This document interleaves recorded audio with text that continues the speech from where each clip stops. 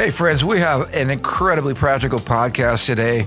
How do we navigate this crazy world of media, social media, clicks, clickbait, sensationalized headlines, all of this stuff that's geared to create emotional outrage in us when we are called as the body of Christ to be bridge builders, to be healers, to be peacemakers, to be salt, to be light. How do we make sure we navigate that in a way that actually produces biblical wisdom and justice in a world full of emotional reaction and chaos? That's what we're going to talk about in our podcast today. I think we can all relate, and I hope it's very, very helpful.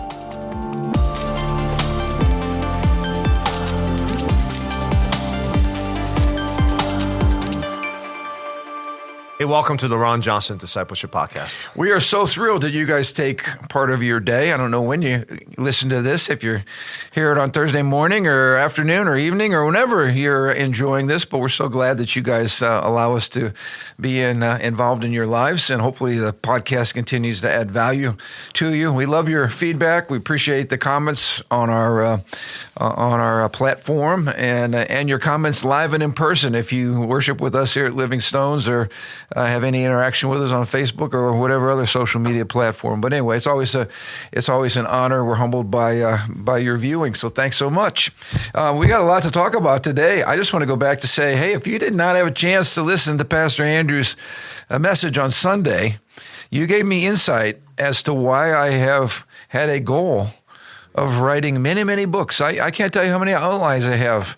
And I told my wife, I said, Andrew just completely diagnosed my problem. I have lots of grandiose goals and bad habits. So I heard so many people, though, talking about how practical it was moving out of that place of dreaming and actually getting into, traction and how important our daily habits are to getting us there. So I don't know if you guys had any comment on that, but I want to direct everybody, check out that last message. It was wonderful. Well, I mean, you don't have bad habits you just don't have the brand new habits to support your new goals, which is write books. Your ice cream illustration was great. There's nothing the matter with eating ice cream every night before you go to bed if your goal is to gain 30 pounds. Yeah, it depends on what your goal is. So you're connecting the goal with the habit, right? And that's why I hear writers, people who are aspiring to write, they say, I just write 20 minutes a day. I write a line a day. Well, what's the point of that? It's because they're trying to create the habit. It's not because they recognize writing a line a day is going to get to, whatever it is. Yeah, it's just, I like what you said too. Consistency always trumps intensity. We can have these little bursts, but it's that consistent effort day after day after day where you begin to see the gain. So that's what I need to do. I got to get that built into my schedule. Yeah. I find that people who reach their goal, they're just kind of boring. No fanfare, no Instagram posts. Oh, you're right, because it's just that daily showing up. Yep, daily showing up. I've been doing the same thing with some of our health stacking goals. Yeah. I've been walking every morning. I get up, I go downstairs, I walk, and on the treadmill, and it's been really, really excellent because I noticed that it's becoming easier, and now I'm doing some interval training where it's a little harder, and I got an incline going on, and I'm not falling off the thing and gasping for air. Yeah. Although I'm not sure I'm with you yet on, when you're at that mode of training where you're struggling to breathe, that it's such a great feeling. I don't know. I think I've lost that feeling. Have you lost that feeling, man?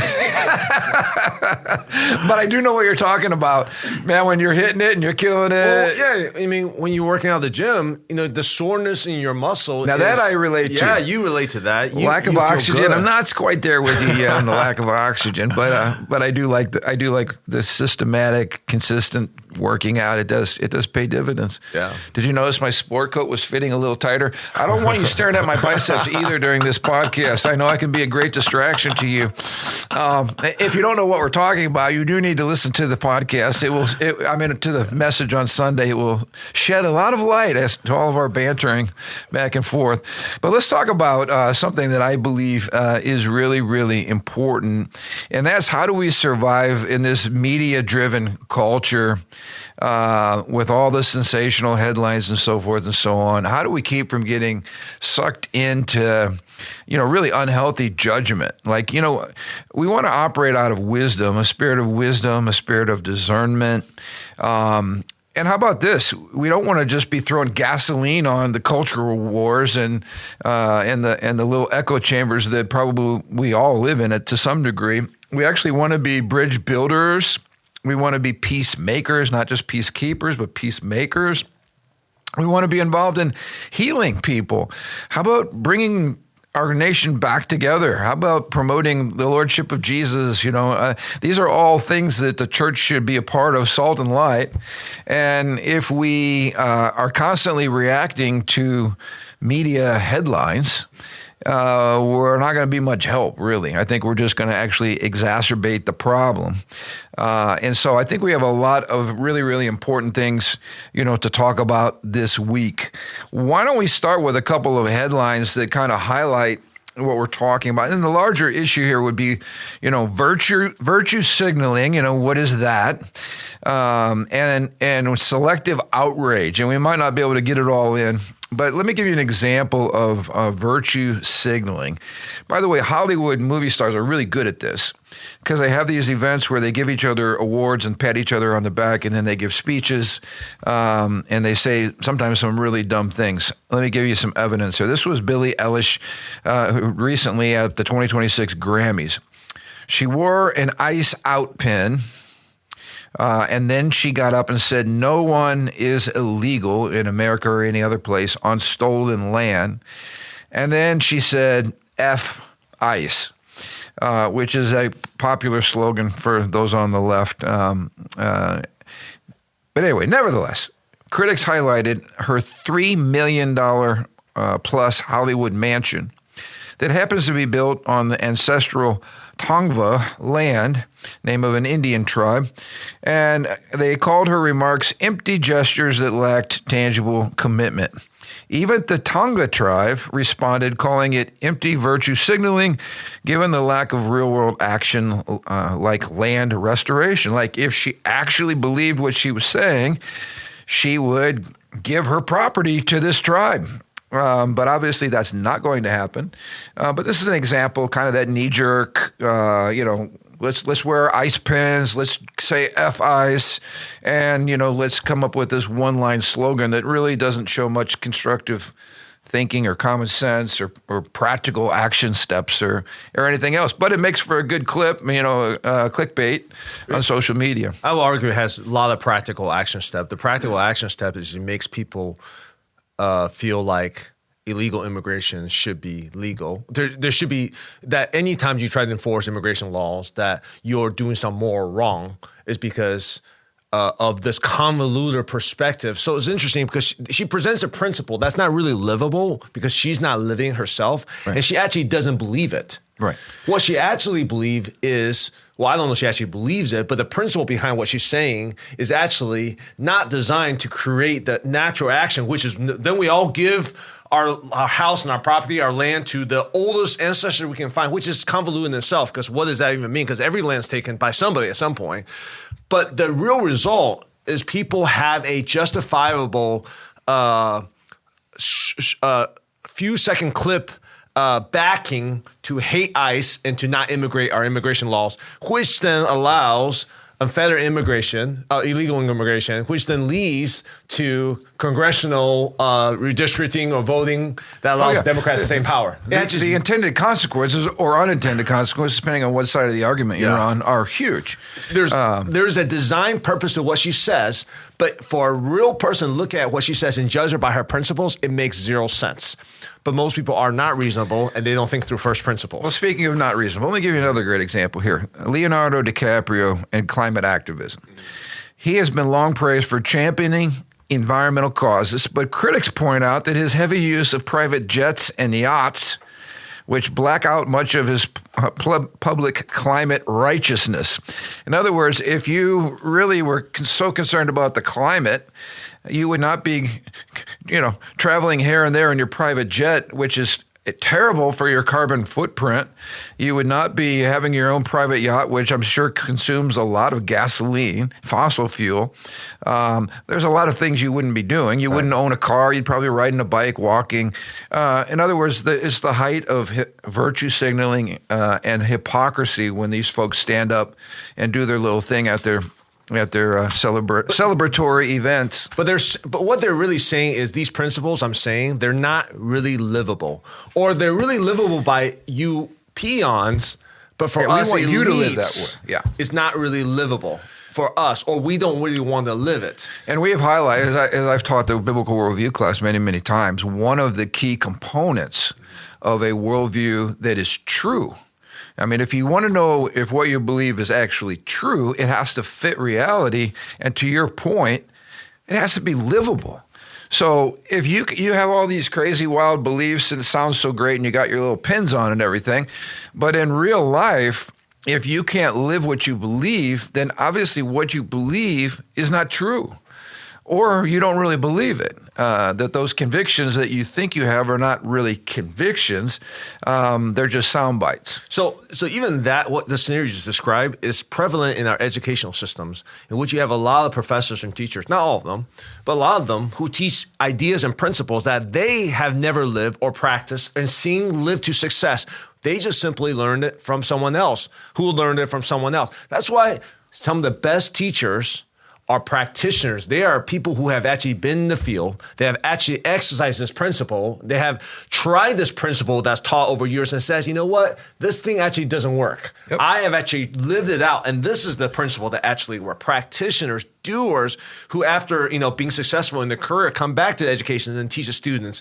They are much more valuable because they actually lived it. They've done it. They tried it. They didn't just teach random principle. They said, naturally, I've tested this idea out myself and it works or it doesn't work. Which we've talked about, this push of Marxism and neo-Marxism, oppressors and the oppressed, all this Marxist language. You would think that Bernie Sanders would maybe go talk to somebody who actually lived in a Marxist, socialist, communist country and say, hey, I'm over here championing a lot of rhetoric and ideology, but you actually live there. Like, what was it like? These would be the most valuable voices, is to hear people who have actually lived outside of the United States. Like we talk about all these people, America, the whole system's corrupt, burn the thing down, blah, blah, blah. But it's like, wait, you came here, and most of the time the people doing that came here illegally. They're not full of gratitude. It's like, why don't you go back to your country then, where you weren't oppressed, evidently, because you're here in our country and you're feeling oppressed. Why don't you go back home? That would make sense, but that's not what they're after. And it just shows you that their ideology is not, in alignment with their lives. It's not livable. It's not being practiced. Let's talk a little bit about how the media shapes our perception. Most media operates on the following principles. Number one is speed. Boom, they come out. Whoever comes out with the story the fastest, right, gets the most attention. They're trying to capture your attention. They're trying to produce an emotional reaction. Most of the time, the headlines or whatever's coming out is geared at increasing the polarization, not bringing us together. They have simplified narratives, so we're not giving the whole story or both sides of the story. And then the goal is conflict escalation, because that again is what drives media attention. So we've been saying this for years. The media is not our friend. There's an agenda there. There's activity taking place that is not geared to produce thoughtful reason, wise judgment, moderate behavior, et cetera, et cetera. So we saw this. And I guess, let's talk about the elephant in the room, no pun intended. But the latest episode of all this was the Trump video. Actually, it wasn't a video that came out to make our point. It was a screenshot of the Obamas in their faces superimposed over apes. Now, again, let's just be clear. That in and of itself is disgusting because it certainly looks like our president is a racist. He is going back to imagery that certainly attacks blacks. It fits right into the narrative that the left has been saying for the last, 6 or 8 years. Trump is a racist, Trump is a racist, Trump is a racist. And then when you actually press into that and say, okay, is this true? Give me some examples. What are the facts? Usually it's just rhetoric again because they're trying to attack him. Is that thing by itself virtuous and good, something that we should celebrate? Of course not. And I, as a pastor, we have a multi-ethnic congregation. In no way, shape, or form are we for racism. In fact, we show just the opposite. We have a kingdom perspective where we find our identity not in the color of our skin, but in our identity with Christ. And so all of those things, if left by itself, we should be outraged. But what we saw again was some of these things. Sensational framing, which, check that box. Partial quotes. There was a larger narrative there that we only got the partial. Selective clips. Yep, check that box. Emotional language. Yep, everything went straight to Trump's a racist. Implied motives. Trump hates black people. Outrage amplification. So now everybody's going to get stirred up, and the louder we scream against the video, the more virtuous we are. Tribal reinforcement. So it certainly caused both camps to become more entrenched. And I like this one, 2-minute hate cycles, where you've got these little clips that just stir everybody up, and all it does is create, more hatred. What's your take on that whole thing in light of, social media and some of these things we're talking about that actually, I noticed a lot of pastors, especially, that felt the need to instantly make a comment about something before we had any information about the total picture or what the truth actually was. I know you did some research into that. What was the deal behind that? Based on my research, to me, this is just, I don't even want to talk about it because to me, anyways. Apparently, a staffer made a screen recording of some election integrity video, which is so that was a larger video, really about. And it wasn't just the Obamas that were in that video. No, Biden was in there. No. That's not even the video. So you see, like most people don't even know what's actually going on. It was a complete different video about Atlanta, Georgia election integrity. That's what the video is really about. Okay. So he's recording. Apparently, this is my understanding. He's recording. The whole video has nothing to do with animal stuff. But my understanding is when you do a screen record, if you don't time it correctly to cut it off at the right time, you start recording the next video that pops up because the video just pops up. They keep popping up. So the next video is that animal video that has some racist imageries. And apparently the staffer just didn't time it right and added the first couple seconds of the next video. And apparently when you're posting all these different videos all the time, you just you're not checking carefully to make sure it was cut at the right place, and they just posted the whole thing. So like there was no intention to actually post any of the animal video at all. It was the first video. I mean, if you're trying to actually show those images, you will actually post a full animal video. That wasn't the point. It was just the first video. About election integrity. It was about election integrity. Let me just say this, too. Number one, we all know that the President of the United States is not sitting around all day with nothing to do and putting together, social media clips or whatever. But he's very active on social media. And I will say, as a Christian and as a pastor, do I like everything that our president posts on social media? No. I think sometimes the language he uses is inappropriate. I think sometimes it comes across, attacking people or attacking their character or whatever. I don't like it. Just to be clear, from a pastoral perspective, from a biblical perspective, I think he shoots himself in the foot many, many times with that whole social media thing. On the other hand, I've appreciated the fact that he's not afraid to take on his enemies. And let me just be clear, lest we forget, he's had 2 assassination attempts. He's had 40-some lawsuits that have been lawfare. They have no substance to them, but it was designed to keep him from running for president of the United States. He has been hated. And as we have pointed from the beginning, if we just pause here and use some common sense, if you just ask yourself, why has there been nonstop attack on Donald Trump since he decided to declare he was running for president? We've said this. If you just pay attention, you will find out that maybe people fear Donald Trump because Donald Trump has the power to expose all of this corruption and all of this nonsense we've been seeing in the political establishment for years and years and years.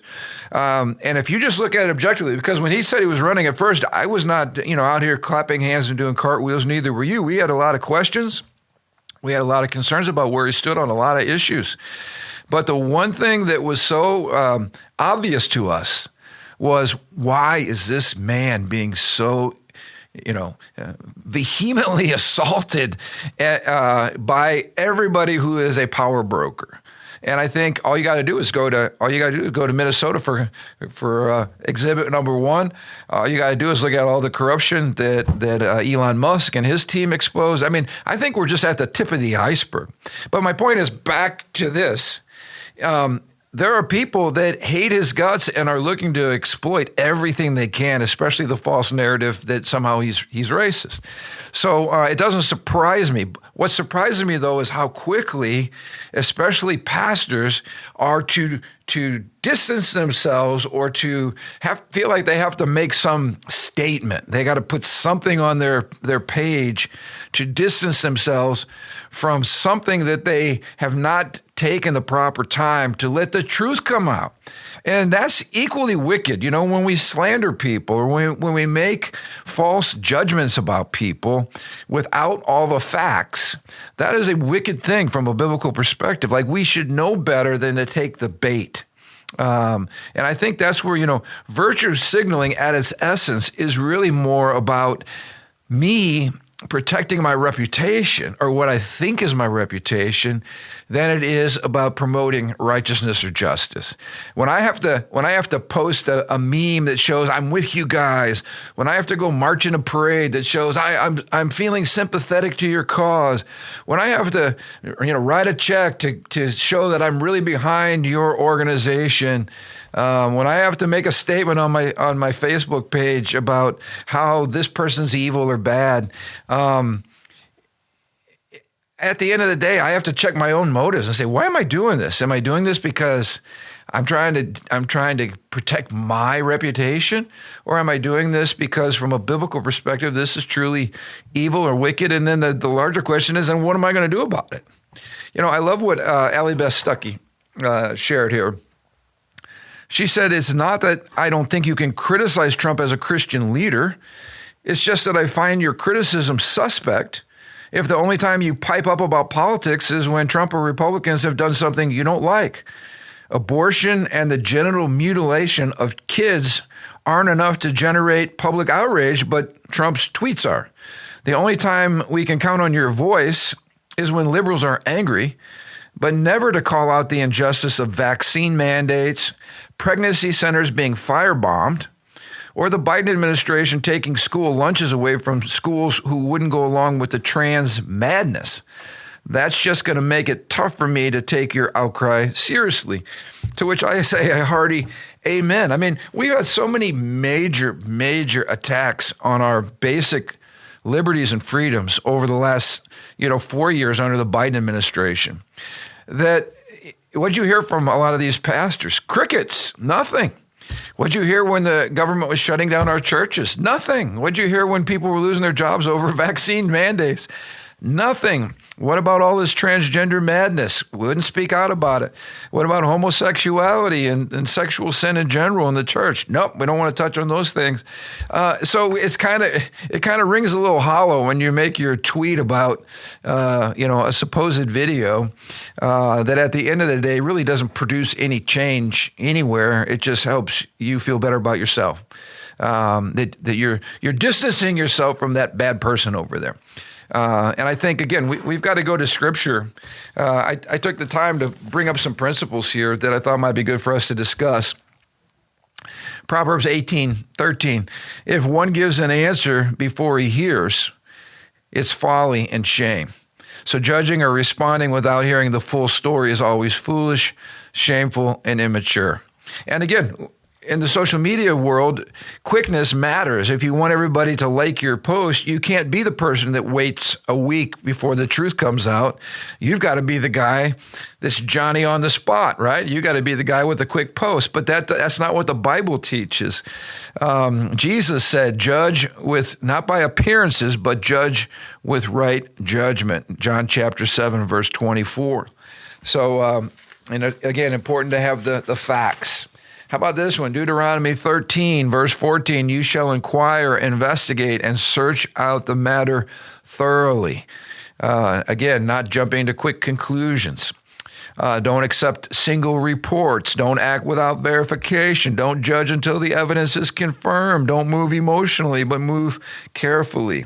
James chapter 1, verse 19, be slow to speak and slow to anger. Once again, when we make quick judgments, they're usually emotional, and then those emotional judgments do not cause healing, they cause destruction, anger. So we need to listen deeply and we respond slowly. I like this one, 1 Corinthians 4, verse 5. Don't pronounce judgment before the time. So we don't want to be guessing people's motives, assuming their intentions, interpreting people without facts, or playing God with somebody's story. I've got a number of other verses here, but the point is very clear. When we speak out against somebody without knowing the truth, we're actually guilty of murdering their reputation. The commandment, thou shalt not murder, was not just killing somebody physically. It also had to do with their integrity, their reputation, their character. So if I start spreading rumors about you or anybody else, I'm actually committing murder against your person, your identity, your character. And I think that happens far too often in our culture today. So thoughts on that? Yeah, I think what Allison Beth Stuckey is saying to these supposed Christian leader is, what platform are you speaking from? Because if you're speaking from the platform that she would consider biblical, it makes no sense to only address a certain issue. It comes off as you're not speaking from a biblical mandate, you're speaking from a democratic talking point. To which point, then just be a democratic, right, a spokesperson. Don't say that as a pastor. And this is an issue I think we all need to consider, because it's easy to cheer for our team. It's easy to jump on a bandwagon and excuse our guy while attack the other guy. But we have to practice introspection to look at ourselves and say, am I just defending this person because I like this person? Or am I just attacking them because I hate it? And that's a level of introspection I just think no one really practices anymore, to say, well, if I really believe this is what the Bible teaches, let me apply that equally across everywhere. I mean, going back to the Billie Eilish, whatever her name is, comment is this is what she really believes, that everything's stolen land and no one's illegal. By that principle, she should allow anyone they want to come to your house and sleep in your house and sleep in your bedroom, because no one's illegal. There's no trespassing is not a thing anymore. No boundaries. Nobody should have a door on their house. Nobody should lock the doors. And if you're saying that is not reasonable, and I actually like my privacy, and I think it's actually good that I have doors on my house, then how does that apply to doors to states, or doors to other properties, or doors to nations? Yeah. But no one's really thinking on those levels. And I think all these back and forth are simply challenging people to think, what is the first principle you actually believe in? We're not even saying your first principle is right or wrong. You're not even consistent with it. So you, by invalidating, by being inconsistent with your principle, like we see in this case, that like you're speaking about these issues, but not these four other issues that other followers of Scripture says are super important, then you really don't have a mandate to speak on these things. And that's my fundamental issue too, is we say a lot here at Living Stones, you need to keep the main thing. We need to do that theologically. We don't want to get off on minor doctrines where people get argumentative about it and causes division and strife. Our goal is to keep our target before us, and I think it's the same thing with these things. When you have no outrage, for instance, over the millions and millions of murdered babies in this country, you're quiet about that. but you are outraged over, whatever's in the news cycle. You're outraged because ICE arrested somebody who's, trying to run them over with a car. Your priorities are majorly jacked up. Like there's a whole lot of other things that you should be angry about from a biblical perspective that really matter. That's probably down on the list. Not that you couldn't have some legitimate concerns over due process and et cetera, but it's like I feel like our priority system gets way out of whack. And the things we should be most concerned about, we're not. And the things that we shouldn't be this concerned about, get blown out of proportion. That's a problem. Also, I saw a pastor, well-known pastor, who was basically trying to say, let's get out of our echo chambers, basically our Democrats or our Republicans, and let's just be like extricate ourselves from all of that. And as you and I pointed out, that's not wise either.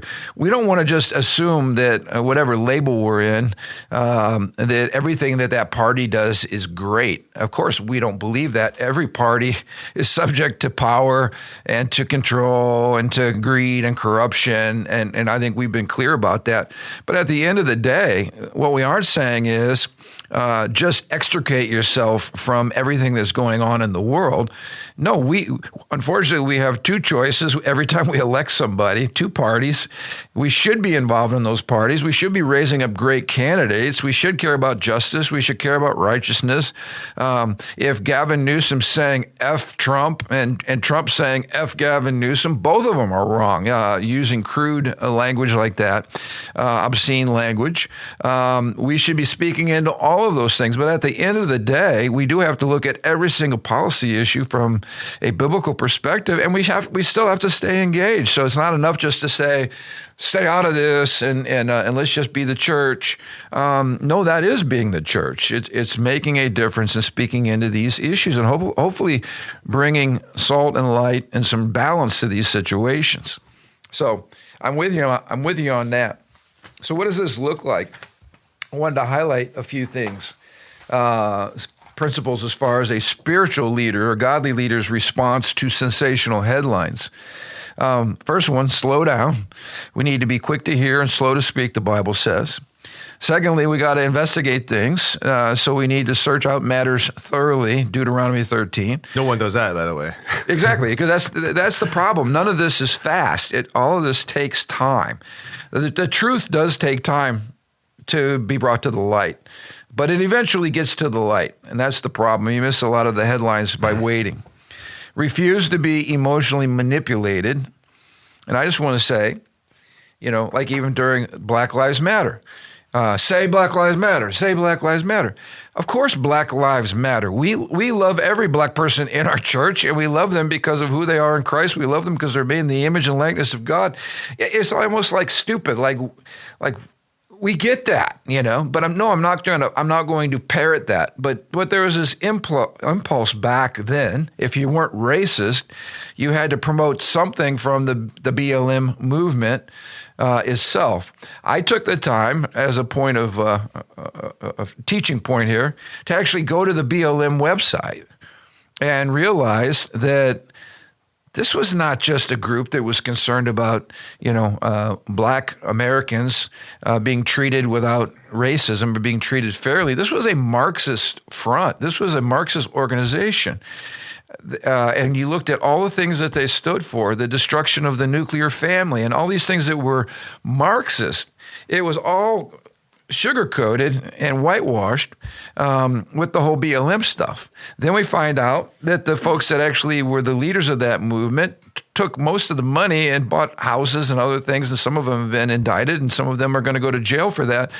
But I can't tell you how many pastors were marching in the parade, wearing a T-shirt, making donations, doing all kinds of crazy stuff, feeling like they had to somehow show that they were on the right side of the issue, when the right side of the issue was the biblical side of the issue. And it didn't involve any of that, and certainly didn't involve the $2 billion worth of damaged property that we saw as the city in Minneapolis burned to the ground. So these are I think what we're trying to say today is there's a different way to do this, and it's a biblical way, and it's important that we don't swing the pendulum to the other side and get involved in knee-jerk reactions. Share with me the quote that you had. We can maybe close with this. This is very disturbing. This was rhetoric that's coming from an elected leader, I believe in the state of Texas. Is that right? And this perfectly epitomizes the kind of language and speech that should not be happening from anybody, let alone elected officials in places of authority and power. Yeah, I believe in this whole fiasco. Elon Musk made this post of a video that was made by Jing Wu. He's a Chinese American representative, state of Texas. He's a minority leader, I think. And he essentially are saying, paraphrasing, he says, non-whites share the same oppressor. And since we're non-whites are not the majority now, we can take over the country. So just a very, very clear delineation between whites and non-whites. Which is racist. Which is racist. We're dividing Americans on the basis of their skin color is racist in and of itself. I guess I just don't see myself through the lens of Asian or whatever. I just refused. I didn't know you were Asian until last year. You know, I'm Asian. That's fine. I joke about Asian stuff like that. But if someone makes fun of Asian race because of legitimate things that Asian race struggle with, I'm not going to be like, you're racist. I'll be like, oh, you see that too? Because Asian people make fun of Asian people. One of the things I have to say that I enjoy about your preaching is your ability to poke fun at your own ethnicity, and we all have things. I'm not even trying to poke fun of it. I'm just sharing what really happens. I'm not even trying to. I'm above the fray of all that. I mean, just the whole race thing just takes me off. Anyways, I won't get into all that, but essentially he's saying, well, whites and non-whites. Well, so here's my question to Mr. Wu. Yeah. What are whites? Because you could be a white, light-skinned Hispanic and you look white. Yeah. Or you could be a light-skinned black person whose parents are, what about a biracial family? How about biracial? How about someone who just immigrated from Poland, from South Africa, from Australia? Are they considered white oppressors? What are you talking about by white? There's so many things that is unanswered when you say whites. And if I was a white person, I would be like, whoa, what does that even mean? Because, a white person whose ancestors been in America, But to that quote again, this is someone who has been an elected official. They're using the oppress language, so they're assuming somehow that white people are oppressing all minorities or people of color. But because you're white. Not because of your ancestry. You're not even talking about specific slave owners. Just say, some kid who immigrated to the United States 3 weeks ago. Well, you're automatically oppressed because you're white. Obviously incredibly dangerous because there are people that will hear what he has to say and go up to some random person that has a lighter skin color than theirs and commit all kinds of acts of violence. Even without that in your mind, you're just saying, well, that guy's an oppressor. Well, you have no clue. Maybe this kid has been a victim of racism by whatever his community his whole life. You have no clue what his history, his background is. You assume you're judging them by the color of the skin, not the content of their character or what they've been through, or even their heritage or anything. It's like the most judging a book. Don't we say you don't judge a book by a cover? That statement is so that. So anyway, the point is, where is the outrage on stuff like that? Where are our pastors speaking out on issues on that? According to critical race theory, we don't even have the right to say that we're oppressed or that was racist because we're the wrong color to be able to say that. So again, there's a lot of this poison's coming out of our universities. It doesn't make any sense. It's not rational, coherent. It's not livable. It's not all the things that we talk about on this podcast as being a good worldview. But that should be deeply concerning. And these are the types of things that we need to speak out about. In fact, a black person who's a believer should be speaking out on that kind of statement and saying, what is this? Or an Asian person. I guess I am an Asian person. To speak on that and be like, it doesn't even make sense. It's just rhetoric to inflame people, to get clicks. It's not logical. It doesn't make sense. You apply it to a real person. A real person. You go to a random person, white person on the street and says, you're oppressor. Yeah, and they're going, what? I'm just I'm just trying to go out and get a cup of coffee. What are you talking about? Like, I mean, there are oppressive people, but I would say there'll be oppressors in any colors. And you go back a couple thousand years ago, you got different. So it's just a mess. Anyways, but it is a worldview paradigm. Yeah. That is important that we understand, that is being placed over the argument, the description, and so forth.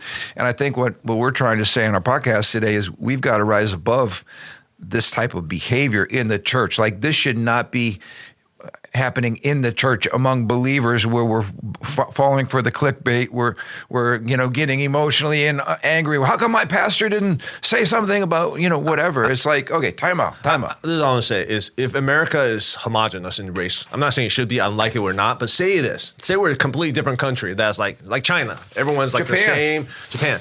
There, we will still find reason to divide and hate each other. If it's not this, it's something else. Yeah. No, absolutely. That's human nature. But you just got to recognize that's what the elites do. They divide us based on whatever they have. It's not like, oh, you just get rid of all the white people, everything will be harmonious. It won't happen. You get rid of all the black people. It doesn't work like that. There will always be used things to divide us. So let's not let that divide us. Yeah, absolutely. So let's be people, again, that promote biblical justice. Let's move in wisdom and discernment. And I just want to say, too, to any folks that maybe are attending a church, don't assume that your pastor doesn't care, or that your pastor is a racist because he doesn't stand in the pulpit on Sunday and distance himself from whatever. Trust that we're trying to look at the situation. We're trying to wait for the truth to come out. The truth always takes time. And realize, as you pointed out, Pastor Andrew, there are people who are using these things to manipulate the masses for power. It's all about power. It's all about control. And why do they respond to everything that Donald Trump tweets? Like, he's not my God. He's not my boss. He's not my... I don't need to defend it. I voted for the guy, but I mean, he's not perfect, and he's going to make mistakes. And why do I have to defend every one of his actions just because I voted for him? Did everyone defend every one of Biden's decision? Like, I can't possibly do that. So, right. So even that is like, there's so much things that just sucks energy from us. I love what you said on Sunday. Maybe this is a good place to stop. You said one of your goals was to stop obsessing over things that were outside of your control. Yeah. And I think most of our listeners can probably relate to this. We watch the news, we get angry, we get fired up, we hear somebody say something stupid, we feel like we got to go defend it or whatever. And a lot of these things are completely outside of our control. And we're better people if we just say, you know what? I'm going to work on loving people. I'm going to work on being a person of righteousness. I want to live in the kingdom. I want to love my brothers and sisters regardless of their color. I want to model in church on Sunday, for instance. I want to model what the kingdom of God looks like. Red and yellow, black and white. We're all here together. We're all at the foot of the cross. We're all worshiping Jesus. Let's focus on what we can control, not get all inflamed, irritated, angry, whatever, out of control about things that literally are out of our control. That was a good word. That's one of the most powerful demonic attack. Like, people don't think it's spiritual. This is like demonic attack is to get you to take all your energy to tweet, to post, to get fired up, to be angry about things you have zero control, or like almost like 0.01% control over. It's like, I made a tweet. You didn't change anything. Right. And then what we do is the things that we should be good stewards of, the things we should be practicing good habits, we should be caring and focusing on our kids, on our family, our work, and whatever. Because we're so upset, we're so exhausted, we're so full of anxiety and frustration, we end up doing a bad job on. That's just a very, very practical attack on our lives. So I need to learn how to do that. I love it. That's good wisdom for all of us. So thank you guys for tuning in. I know we went a little longer today, but hopefully this is something that is very relevant for all of us. And I hope the content was helpful today. So we'll look forward to seeing you next Thursday.